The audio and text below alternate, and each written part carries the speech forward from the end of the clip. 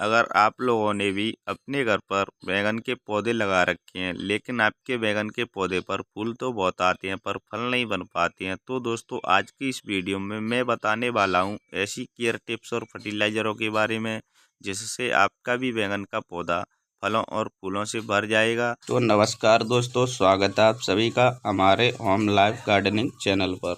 तो चलिए दोस्तों वीडियो को शुरू करते हैं। तो जैसा कि दोस्तों और आप सामने देख पा रहे होंगे, हमारे इस बैंगन के पौधे पर काफ़ी ढेर सारे फल आए हुए हैं। यदि दोस्तों इसी प्रकार से इस बैंगन के पौधे पर फल आते रहे तो शायद फलों की अनगिनत संख्या हो जाएगी और दोस्तों हमें कभी भी बाजार से बैंगन खरीदने की ज़रूरत भी नहीं पड़ेगी। और दोस्तों इस बैंगन के पौधे पर कुछ तो फल हार्वेस्ट करने लायक लगे हुए हैं और कुछ फल यहाँ पर छोटे छोटे आए हुए हैं। तो चलिए दोस्तों अब हम बात कर लेते हैं बैंगन के पौधे की केयर के बारे में।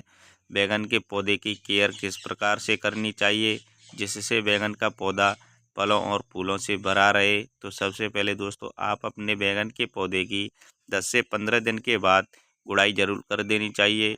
गुड़ाई करने से होता क्या है कि जो आपके बैंगन के पौधे की रूट्स हैं वह चारों तरफ फैलने लगती हैं और आपका बैंगन का पौधा धीरे धीरे करके ग्रो करने लगता है। और इस खाद के साथ साथ आप अपने बैंगन के पौधे में पानी भी यूज कर देना चाहिए। तो पानी आपको उतना ही यूज करना है जिससे आपके बैंगन के पौधे की जो सॉइल है उसमें नमी बनी रहे। यदि आप अपने बैंगन के पौधे में ज़्यादा पानी यूज कर देते हैं तो आपके बैंगन के पौधे पर जो छोटे छोटे फल आए हुए हैं वह सड़कर झड़ जाएंगे। तो दोस्तों आप अपने बैंगन के पौधे में पानी उतना ही यूज करना है जिससे आपके बैंगन के पौधे की जो सॉइल है उसमें नमी बनी रहे।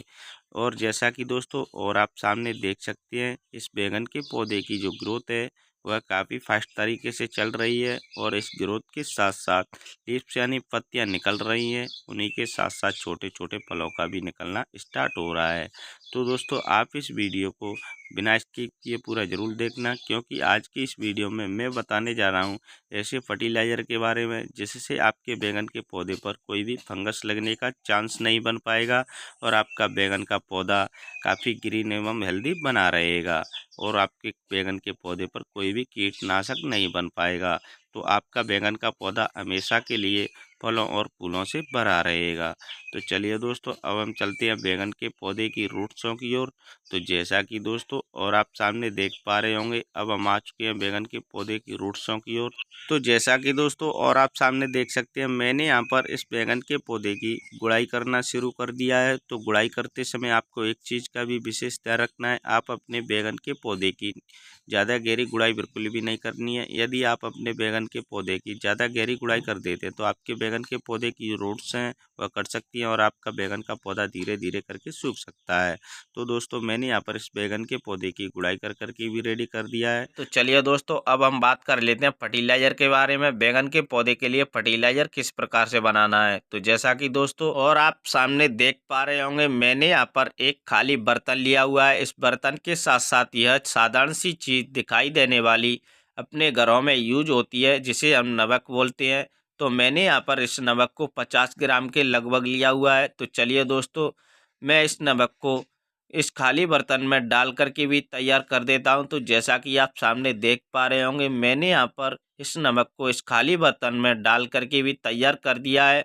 और इसी के साथ साथ जो दूसरी चीज़ ली है उसे भी मैं बता देता हूं। तो जैसा कि आप सामने देख पा रहे होंगे मैंने यहाँ पर डीएपी ली है। डीएपी को मैंने यहाँ पर 50 ग्राम के लगभग ली है। तो चलिए दोस्तों इस डीएपी को भी डाल करके भी तैयार कर देता हूं। तो जैसा कि आप सामने देख पा रहे होंगे मैंने यहाँ पर इस डीएपी को भी इस खाली बर्तन में डाल करके भी तैयार कर दिया है। तो चलिए दोस्तों इन दोनों चीज़ों में पानी भी डाल करके भी तैयार कर देता हूं। तो जैसा कि आप सामने देख पा रहे होंगे मैंने यहाँ पर इन दोनों चीज़ों में 1 लीटर पानी भी डाल करके भी तैयार कर दिया है। तो चलिए जल्दी से मैं इन दोनों चीज़ों को इस 1 लीटर पानी में हाथ की सहायता से या किसी भी सहायता से घोल करके भी तैयार कर देता हूं। तो जैसा कि आप सामने देख पा रहे होंगे मैंने यहाँ पर इन दोनों चीज़ों को चम्मच की सहायता से घोलना शुरू कर दिया है।